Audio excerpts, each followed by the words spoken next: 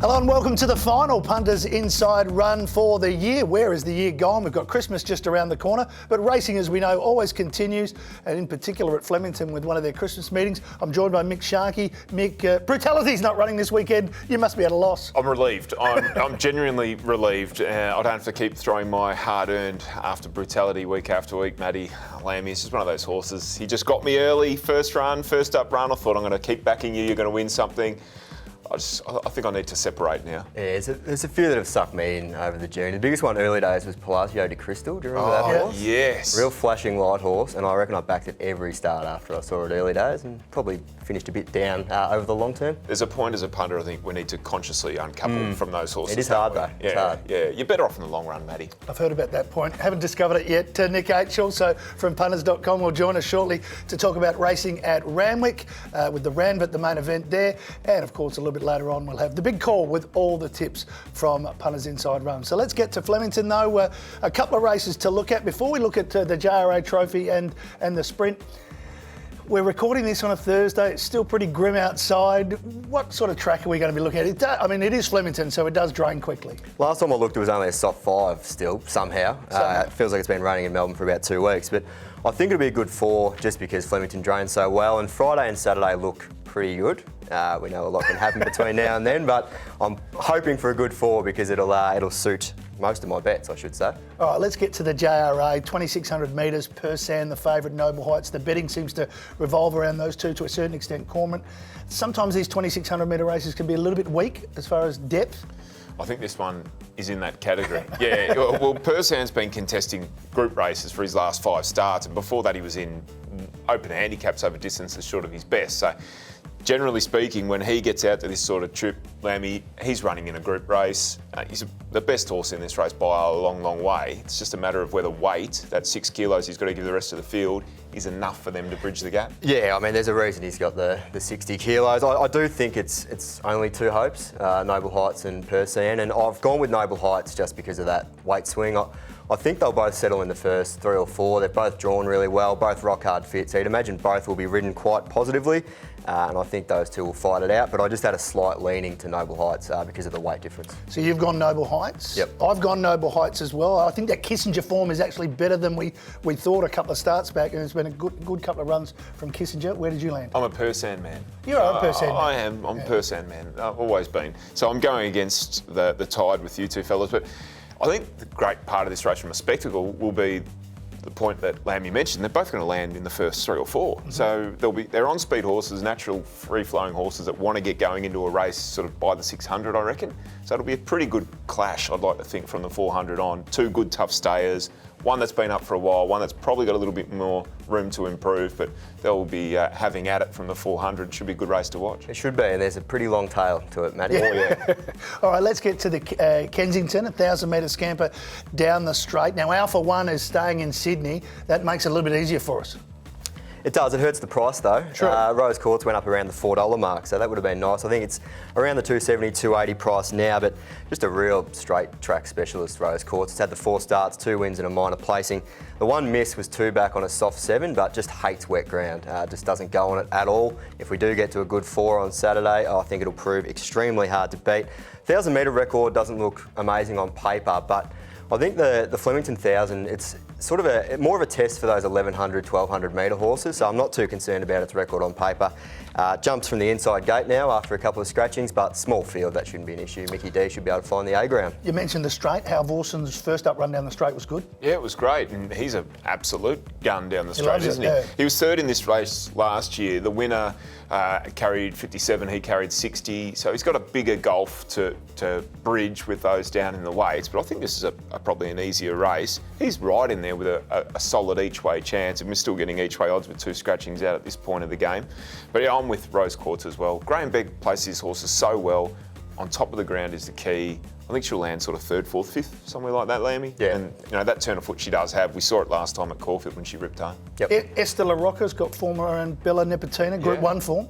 Absolutely. Yeah, super genuine horse, Esther La Rocca. I've got it in for 3rd, and a must for exotics, but I just think Rose Quartz probably has the better sprint than Estela Roca. Maybe if it was around a bend at the Valley, Estela Roca might have been able to pinch a couple of lengths on it, but down the straight, I think Rose Quartz would be too good for it. All right, Rose Quartz. We'll get in trouble with the producers here. We've all gone for the same horse. But, you know, as long as it wins. That's racing. If it wins, tick. And there's no show next week, so bad luck. All right, what about some other bets at Flemington? Race 3, number 4, Aaron Bay. I've got a lot of time for this horse, just really consistent. Rarely runs a bad race, Aaron Bay. Should lean in the first 3. I've sort of gravitated towards horses that are going to be up on the speed on Saturday. Up in grade, carrying the same weight, but open to further improvement third up. I think it'll strip fitter from its last start win. 4 runs at Flemington for a win and beaten less than a length in the 3 misses, so it absolutely loves HQ and will be in front of its main dangers in the run. That was sort of why I went with it instead of your unanimous and also pounding. Hard not to like that Detonator Jack form, but yeah, I just went with Aaron Bay at a decent price. And your value bet for the day? Value bet was race 8, number 2, Morvada. Been around longer than you, Shark, but continues to race well. 9-year-old, it's come back in great form. Loved its run 2 back over 1400 at Caulfield. Was just run down late there by Cardinal Gem. And then back in distance last start, which I didn't think really suited. Had a lot of weight over 1200, but still ran well. So back up to its pet distance 1400 at Flemington. It's had 11 goes at Flemington for 8 minor placings. So absolutely loves the joint. So 1/3 Morvada, I think, is a really good play on Saturday. And we should mention again, Rose Quartz is your best for the day. It Shark, is. your best bets and value. I'm playing at the back end of the card, Matty. I like race 8, number 9, Umgawa. A good first up win. I'm against you, but we'll come to that. Yeah, he in corner pocket ran last time over 1200, and Umgawa was just that bit stronger late. I'm going to say that Umgawa's come back and this might be his best preparation, so I'm playing that way. Race 9, number 7, Corona Lads, the other one for me, back to 1400, got room to move. My only worry is there's not a lot of pace in that race, and he's a get-back run on horse, but so are the rest of them, really. So I like that Blake Shin sticks too. After a little freshen, he's stuck with that horse, Corona Lads. Yeah, absolutely. Nathan Dunn had that horse absolutely humming going towards that mile final during Cup Week. He just didn't run the trip out. 1400's his sweet spot. I think there's great value in race 2, All About Eve. Andrew Noblet, great trainer, has a good strike rate, and when his horses find winning form, they hold it. She's won her first 2 from a break. Why can't she make it 3? All right, well, I'm going against Umgawa because my best bet of the day is corner pocket in that race number 8. Gets a little bit of a weight turnaround, but second up and getting to the 1400. Second up specialist, it's 2 from 3, and the other one was a third splitting Zaki and Inspirational Girl in the Blamey. 4 from 5 at the 1400. Other bets I've gone with race 2, number 7, Cattell. Claim for Carleen Heffel keeps it sort of at that weight that won last start and on the way through the grades at benchmark 70. And I think O Tycoon, Bjorn Baker, dual acceptor, so I'm hoping stays in Melbourne. Yeah. Race 1, number 7. Nice win at Kembla last start. And I always worry when Bjorn decides to run one here. He usually has a pretty good strike rate. Absolutely. So they're my best. Lammy, thank you very much for all your help so far this year, and it's time for a Christmas break. Yeah, it would have been nice to tip a few more winners, Matty, but we'll come back firing in the new year and hopefully line the pockets of our viewers. And good luck with the cricket match on Christmas. I'm going to need it. A once-a-year cricket match for James Lamb, but has been fantastic for us right throughout the year at all our Melbourne venues. Well, next up, we'll talk Sydney, we'll talk Randwick, and it's with Nick H. The betting brand for sports fans. That's better. Gamble responsibly. This is Punters Inside Run. We're talking Sydney racing at Randwick. Mick Sharkie is with me as always. Nick H from Punters.com joins us. Not a huge day at Randwick. Pretty rare. There's not a big race as we've seen most of the season, but the main event is the Randwick. It is indeed one of the trickier races for mine on the card. And also, know you mentioned off the top, no brutality this week. We can only hope maybe Christmas Eve. Little Christmas special for you. I hope Do you think brutality could just sort of do just a lap during races, just so you don't get left out? I've started writing hate mail to brutality this week, and I hope the trainer reads it out to him just so he knows how disappointed I am. All right, let's take a look at the Randwick over the 1400 metres. Cowtail and Coal Crusher at the top of the market have form around each other. Yeah, look, I'm going the way of Cowtail. Just confidence dented with that gate. Yep.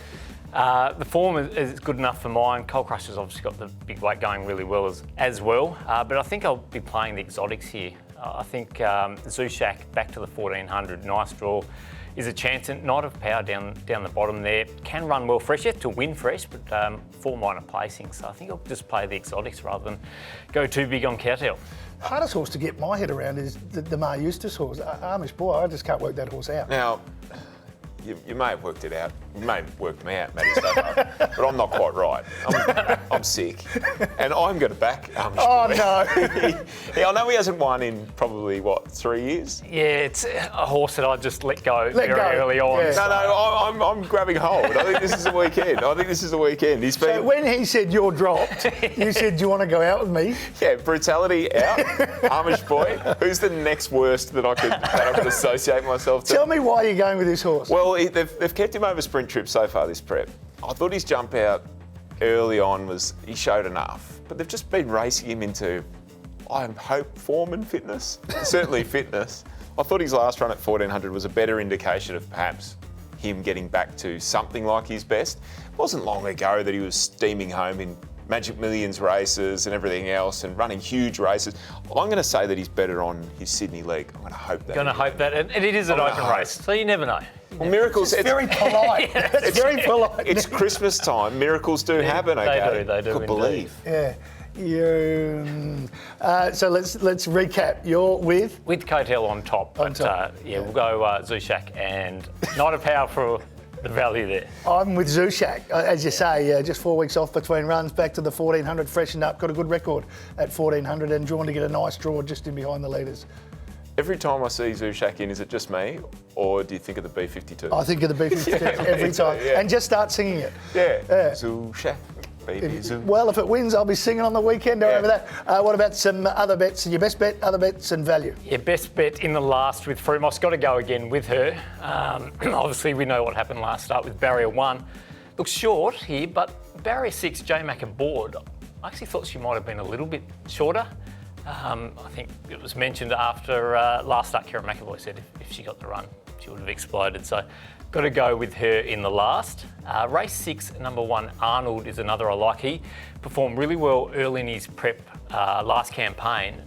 Last two got rolled as favourites before going for a spill, but they were on wet tracks. So I think returning on a good track, it's BM72. It's not the toughest race. I think he's a really good chance there. Normally hear Arnold, you think of Arnold Palmer. I think of Arnold Hluchaniuk. So I'm going Hluchaniuk and Hluchaniuk. Double shack. Shacks. Yeah, the shack attack. Your best in Sydney? I'm with Frumos as well, Matty. Everyone saw that run last time. Oh, Nick, I reckon she's worth a bet at the current price. I'm taking that. I think the best value's in the first, in the 2-year-old race, Arkley's, who was in that very early gymcrack race on a heavy track, just didn't know much about it when she was asked to go on the heavy ground, finished off well. She's jumped out really well. The Snowdens, I think, have got a pretty nice filly here. Arkley's. I'm going with Alpha One. They decided to keep it in Sydney. It's got a good first up record. I think, you look at the 1,000-metre record, it's 2 from 2. Boasts a second to Giga Kick in the Vane Stakes, so that's pretty good. Good form for me, Alpha One. Best value, though, we go to race 7, number 4, Deficit. Ran on well, second up run, comes back from benchmark 88 to benchmark 78. And the last start at the mile 1 at Eagle Farm, so I'm with Deficit. We line up there with the value picks, also with Deficit. Yeah. Nice improvement there, second up over the 1400. And who did he finish alongside? Of course, Brutality. So that's the form we've got to go with. It has to be. We've got to go that way. It's going to haunt me forever. It will. Mate, thank you as always for all your help throughout the year, and have a safe Christmas. We'll see you back next year. And hopefully plenty of winners over the festive season. Yes, we'll have plenty of winners. You can find all Nick's tips at punters.com.au. He'll be working right through the Christmas season, as he mentioned. But next up, it's the big call with all our tips for the weekend. The betting brand for sports fans. That's better. Gamble responsibly.